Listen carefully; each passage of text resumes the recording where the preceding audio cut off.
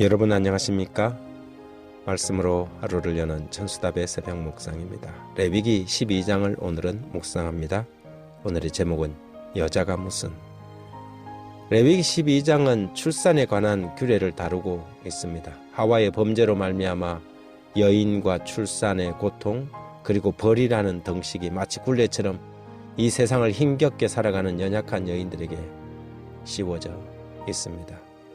죄를 범한 세상 곧 약육강식의 세상에서는 힘센 놈이 약한 것을 잡아먹고 마음대로 유린하는 그런 저열한 삶의 방식이 당연시되지요.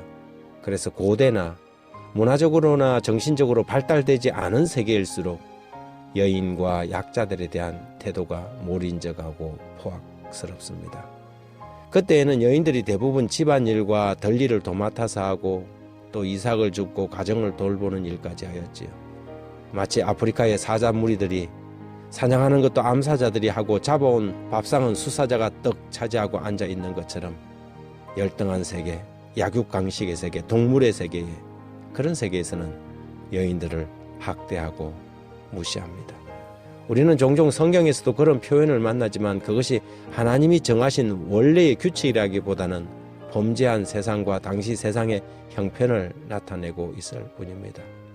아브라함이 일부 다처의 문화를 수용했다고 일부 다처가 하나님의 뜻으로 받아들여서는 안 되는 것처럼 우리는 성경을 읽을 때 문자를 넘어 원칙과 하나님의 속뜻을 함께 읽을 수 있어야 하겠지요. 레위기 12장 1절부터 5절까지 여인 출산에 관한 규례를 이렇게 기록합니다. 여호와께서 모세에게 말씀하여 이르시되 이스라엘 자손에게 말하여 이르라. 여인이 임신하여 남자를 낳으면 그는 이레 동안 부정하리니 곧 월경할 때와 같이 부정할 것이며 8째 날에는 그 아이의 표피를 벨 것이요 그 여인은 아직도 33일을 지나야 산혈이 깨끗하리니 정결하게 되는 기한이 차기 전에는 성물을 만지지도 말며 성소에 들어가지도 말 것이며 여자를 낳으면 그는 2일 동안 부정하리니 월경할 때와 같을 것이며 산혈이 깨끗하게 되면 66일을 지나야 하리라. 생육하고 번성하는 이 원리는 하나님이 인류에게 주신 가장 큰 축복이요 사명이었지만 불순종으로 말미암아 오히려 여인들에게는 출산, 고통, 피, 파괴 등으로 부정한 것으로 여겨졌습니다. 하지만 이스라엘에게 주신 이 정결에 관한 규례는 모든 축복들로부터 출산한 여인들을 제외시키기 위한 하나님의 뜻이라기보다 오히려 연약한 여인들에 대한 배려요 보호 차원이 아니었나 생각되어집니다. 우리 재림교회 성경주석 레위기 12장 7절은 이렇게 기록합니다. 이러한 상황 아래서 하나님은 이스라엘의 어머니들을 위해 배려하시고 매 주일 계속되는 상당한 휴식과 격리의 기간을 지시하신 것이다.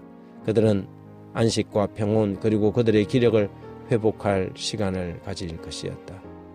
특별히 남아를 낳은 여인보다 여아를 낳은 여인은 2배의 휴식을 가질 수 있었습니다. 아들을 낳지 못한 여인은 오히려 더 학대받을 수 있는 세상에서 이런 규례를 통하여 더 많은 스트레스를 받은 연약한 사람을 보호하려는 의도가 아닐까 사려됩니다.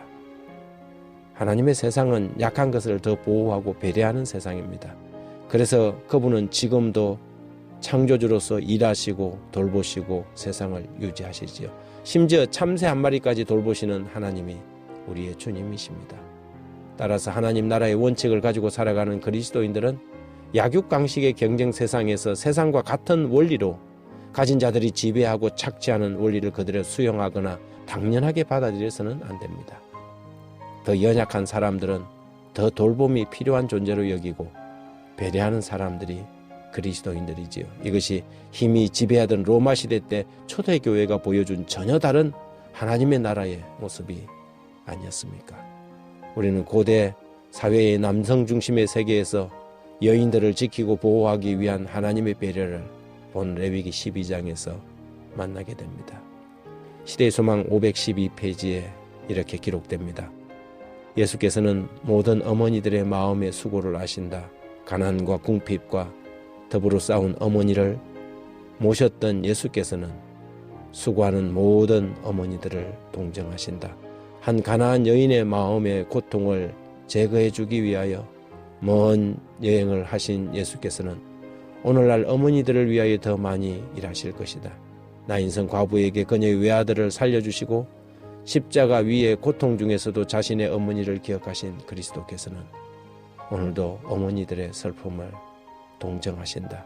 모든 슬픔과 모든 곤경에 그는 위로와 도움을 주실 것이다. 하나님 우리 아버지, 약자들을 위한 나눔과 배려가 아닌 돈이 곧 힘인 자본주의 시장의 원리를 그리스도인들인 우리가 바로 받아들이고 살지 않도록 주님의 약자에 대한 돌봄의 원리를 이 아침 배우게 해주셔서 감사합니다.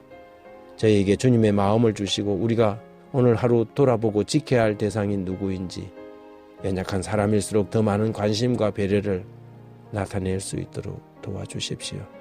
주님의 마음을 배워서 하루를 살아도 약자를 섬기는 진정한 강자가 되게 해주십시오. 예수님 이름으로 기도드립니다.